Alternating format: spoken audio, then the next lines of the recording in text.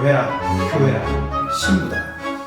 여러분, 오늘은 교회는 신부다, 그리스도의 신부다라고 하는 주제로 교회를 좀 생각해 보기를 원합니다. 여러분, 가족이라는 용어가 우리 아버지 하나님 때문에 나온 그 은유라고 한다면, 오늘 이 신부는 신랑 대신 예수님 때문에 나올 수 있는 표현이다라고 생각해 볼 수 있습니다. 여러분, 신랑, 신부, 여러분들 어떤 느낌이 드십니까? 사실 신랑과 신부는 뼈 나눈 사이 아닙니까? 뼈 나눈 사이, 이런 말이 있더라고요.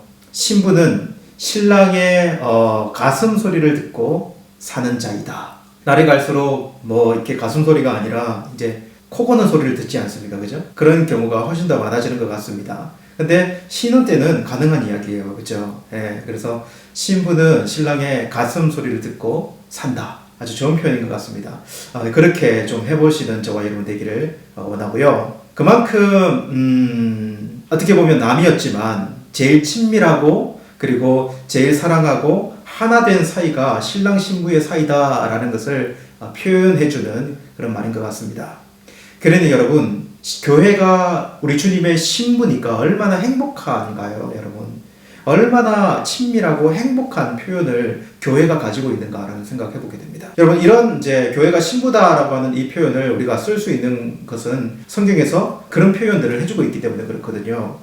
여러분, 에베소서에서 보면, 에베소서 5장에 가보면 남편들아, 아내들아 이렇게 이야기하면서 사랑하고 복종하라. 근데 무엇에 비유하냐면 교회가 그리스도께, 그리스도가 교회를 위하여 하는 것처럼, 그리스도께서 교회를 사랑하시는 것처럼 교회가 그리스도께 복종하는 것처럼 그렇게 하라, 이렇게 표현하고 있는 것을 봅니다. 바울이 이야기할 때 이것이 아주 큰 비밀이다, 이렇게 표현하기도 합니다.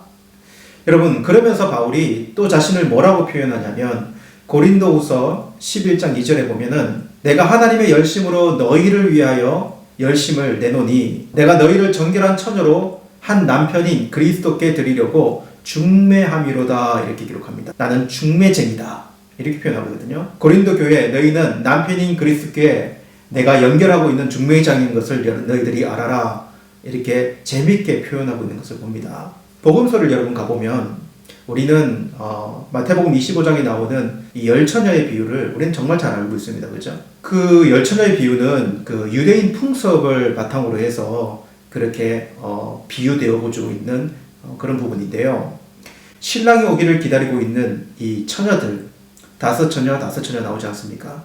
기름을 준비하고 있는 처녀가 있고 기름을 준비하지 않는 처녀가 있어요. 신랑이 올 때 등불을 밝히고 그 신랑을 맞이하는 것은 정말 중요한데, 기름이 준비된 자들은 계속 등불을 켤 수 있는 거고요. 기름이 떨어진 자들은 그 등불에 꺼져버리지 않겠습니까? 이 신랑을 맞을 준비를 하느냐 준비를 하지 않느냐, 참 중요한 것이죠. 신랑은 약 1년 전에 약혼을 하고 결혼을 하면 살 처소를 준비하려 이제 떠납니다. 그렇게 열심히 일하고 그리고 열심히 뭔가를 마련해서 그 처소, 집이 마련이 되면 신부를 데려오는데요. 그때 진짜 혼인잔치가 이제 이루어지게 되는 것이거든요. 바로 그날을 기다리는 신부의 모습, 그 신부의 모습을 나타내주고 있는 그런 그림입니다. 여러분, 그 신부를 교회에 비유하고 있다는 것입니다. 그런 그림에서 예수님의 이 말씀을 우리 한번 생각해 봤으면 좋겠습니다.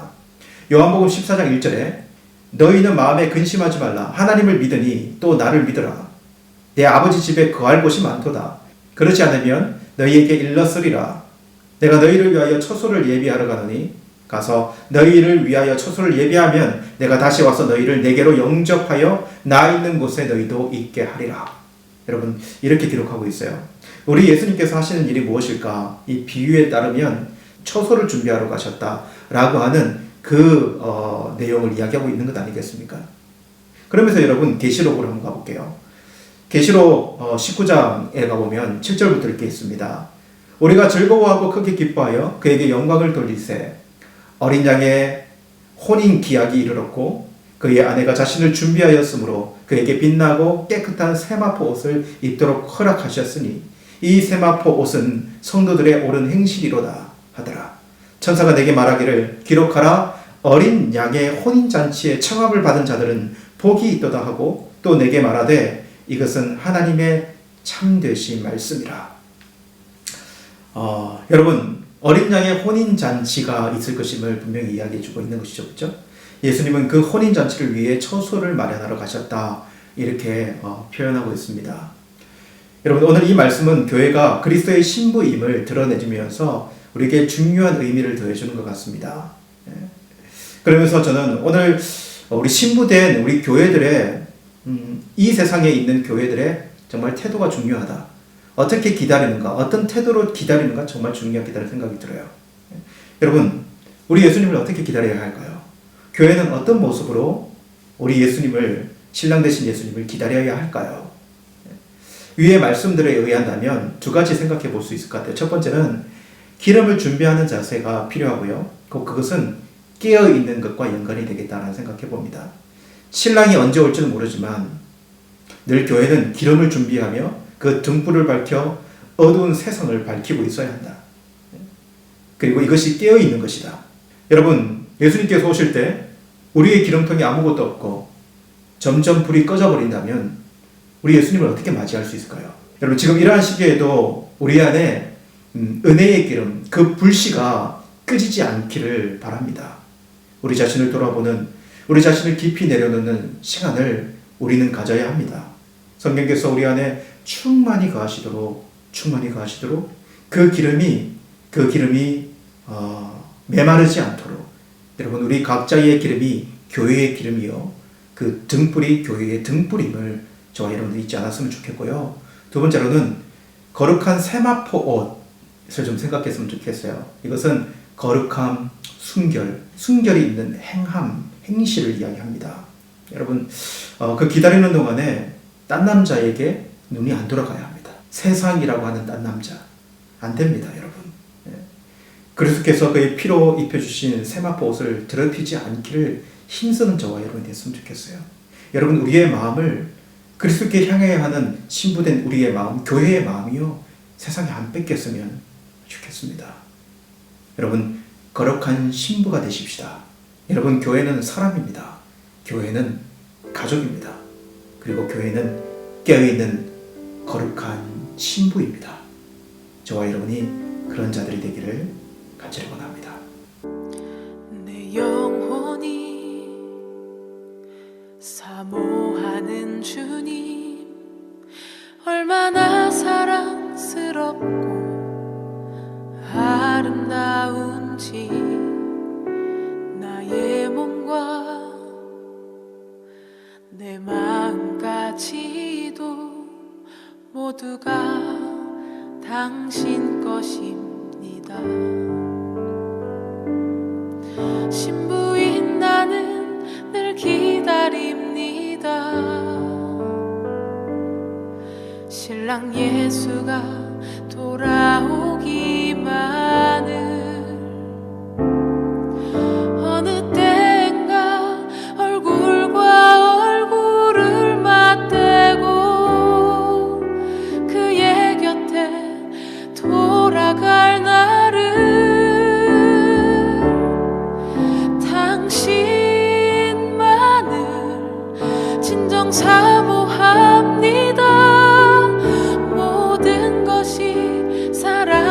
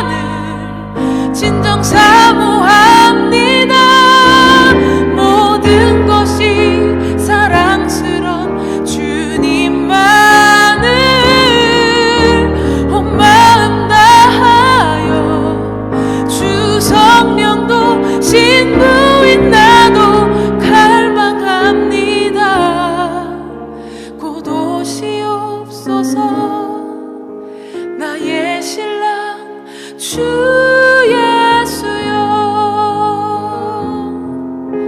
나의 신랑 주